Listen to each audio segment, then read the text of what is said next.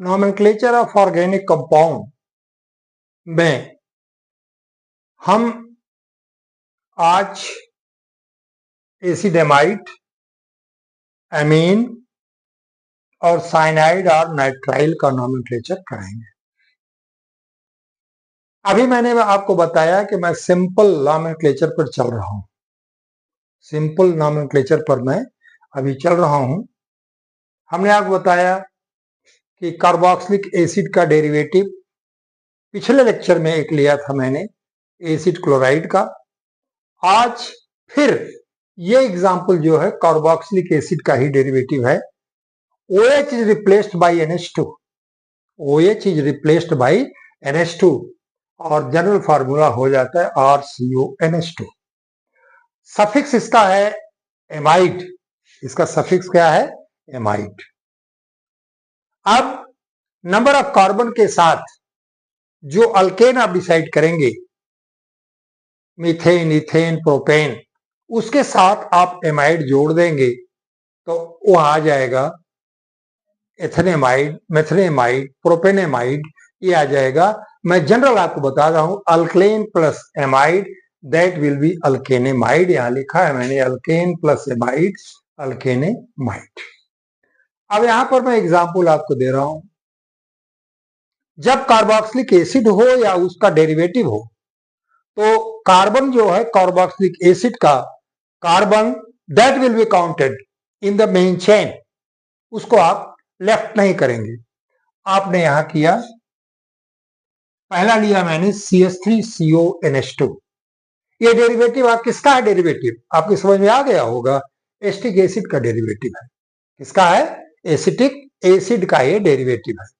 ठीक है, तो दो कार्बन है तो इस दो कार्बन को एक आप कहते हैं इथेन, और मैंने आपको सफिक्स बताया है amide.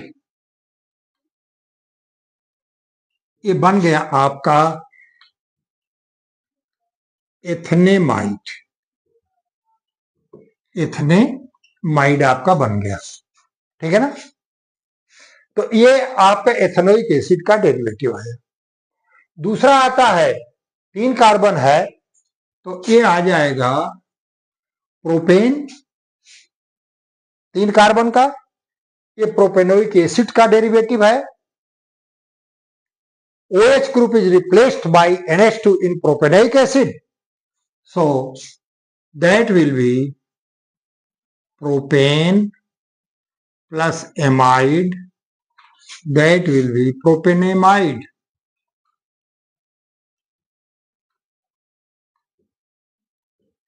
That will be propanamide. यहां पर देखिए कार्बन की संख्या मैंने बढ़ा दिया है 1 2 3 4। अब आप खुद जान गए होंगे कि 4 कार्बन से कौन सा अल्केन बनता है। तो 4 कार्बन से कौन सा अल्केन बनेगा? Butane plus amide, that will be butanamide. देखिए आप अगर इस तरह से आप सीरियल से, क्योंकि IUPAC में भगदड़ से काम नहीं चलेगा। IUPAC हमेशा क्रमवार चलेगा, रूल के अनुसार चलेगा, और जब रूल के अनुसार चलेंगे इसके बाद आपको IUPAC में कोई प्रॉब्लम नहीं। अभी तो मान लीजिए सिंपलेक्स चल रहा है, इसके बाद IUPAC का कुछ कॉम्प्लेक्स चलेगा, और उस कॉम्प्लेक्स में अगले लेक्चर में हम कॉम्प्लेक्स का लेने का प्रयास करेंगे। तो इस तरह से आपने RCONH2 एसिड एमाइड का आपने नॉमेनक्लेचर देख लिया।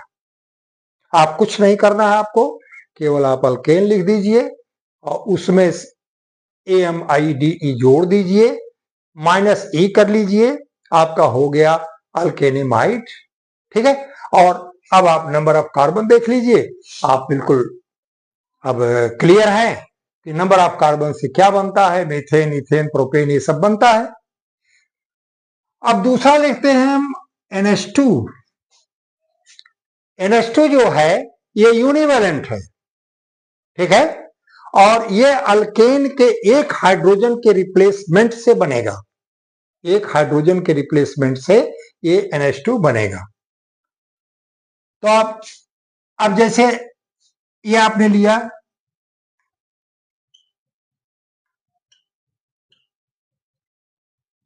एक हाइड्रोजन को आप रिप्लेस कर दीजिए NH2 से,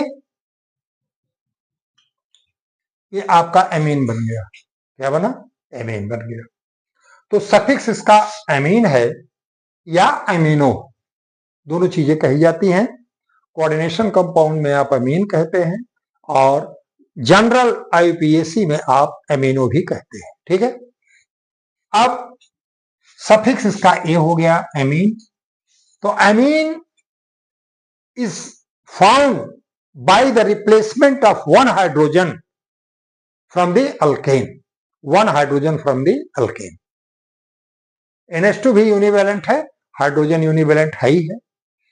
अब आप एग्जांपल लिया मैंने CH3NH2, ठीक है, कार्बन एक है, इसको आप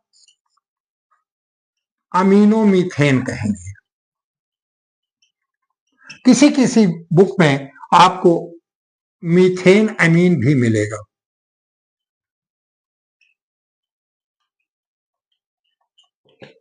मीथेन अमीन, दोनों नामकरण आप कर लीजिएगा, नॉमेनक्लेचर ठीक रहेगा। यहां मैंने दूसरा एग्जांपल लिया, कार्बन की संख्या हमने आपके बढ़ा दी, ये हो गया इथेन प्लस एमीन, इथेन अमीन और अमीनो इथेन। हाँ, कार्बन की संख्या मैंने 3 कर दी। 3 कार्बन की संख्या क्या बनाती है? प्रोपेन बनाती है। ये हो गया आपका प्रोपेन अमीन और अमीनो प्रोपेन और अमीनो प्रोपेन। तो इस तरह से हमने पहला नॉमेनक्लेचर लिया एसिडेमाइड का, दैट वाज द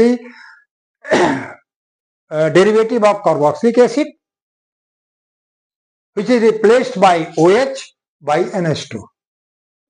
दूसरा मैंने लिया RNH2 अमीन का। मैंने बताया आपको कि किसी भी हाइड्रोकार्बन से, एल्केन से एक हाइड्रोजन का रिप्लेसमेंट कर दीजिए और NH2 को जोड़ दीजिए आप। अब हम आज के लेक्चर का लास्ट लेते हैं, साइनाइड। इसको 2 नामों से जाना जाता है, साइनाइड भी कहते हैं और नाइट्राइल भी कहते हैं। साइनाइड भी कहा जाता है और नाइट्राइल भी कहा जाता है। इसका जनरल फार्मूला RCN है। सफिक्स इसका साइनो भी कहा जाता है और नाइट्राइल भी कहा जाता है। सफिक्स इसका साइनो और नाइट्राइल। ठीक है, जैसे हमने एग्जांपल लिया CH3CN, CH3CN। याद रखिएगा, जब नाइट्राइल कहेंगे आप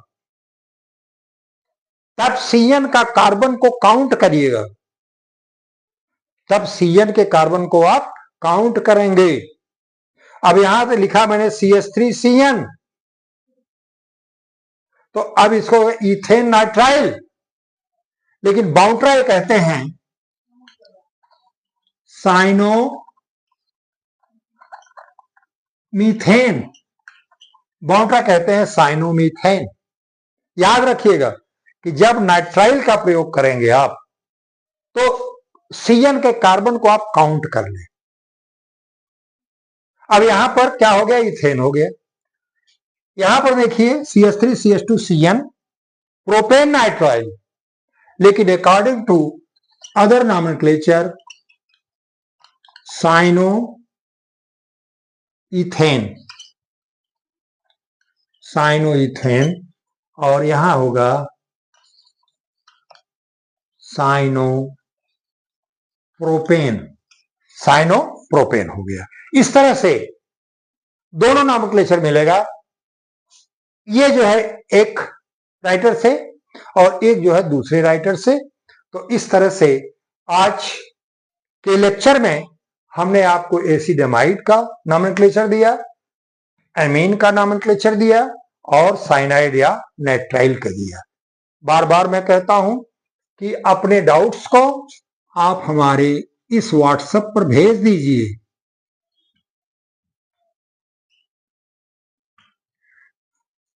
केमिस्ट्री बहुत आसान नहीं है कि आप उसको हल्के में ले लेंगे, खेल खिलाड़ी के रूप में ले लेंगे। प्रैक्टिस करना पड़ेगा और जब तक आप प्रैक्टिस नहीं करेंगे तब तक केमिस्ट्री आपसे काफी दूर रहेगी। और स्टूडेंट अच्छा वो होता है जो क्वेश्चन करता है। आप क्वेश्चन नहीं करेंगे तो आप डाउट में रहेंगे। दैट्स ऑल अबाउट और nomenclature of organic compound part 7।